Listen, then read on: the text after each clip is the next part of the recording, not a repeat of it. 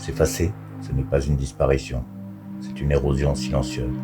Est-ce que l'amour se mesure à ce que l'on accepte de perdre de soi, ou quand notre propre voix nous devient étrangère? S'effacer, ce n'est pas disparaître d'un coup, c'est un processus lent, presque imperceptible. C'est cette sensation d'être là, tout entier, mais de sentir que nos contours deviennent flous à force de trop regarder l'horizon.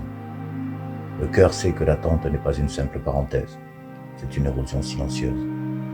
On s'use à force de nourrir un vide, à force d'habiter des pièces où le son de notre propre voix nous semble étranger. On finit par croire que pour continuer à aimer, il faut s'oublier, que l'amour se mesure à ce que l'on accepte de perdre de soi. Pourtant, aimer sans disparaître, c'est un acte de résistance. C'est apprendre à habiter ce silence non plus comme un vide, mais comme un espace à soi. C'est décider que notre corps n'est pas seulement le réceptacle d'un manque, mais le temple d'une présence retrouvée. Il s'agit de reprendre racine dans sa propre réalité, même quand l'autre n'est plus là pour nous servir de miroir. Le silence ne doit plus être un tombeau, mais le point de départ d'une nouvelle parole, plus juste, plus ancrée.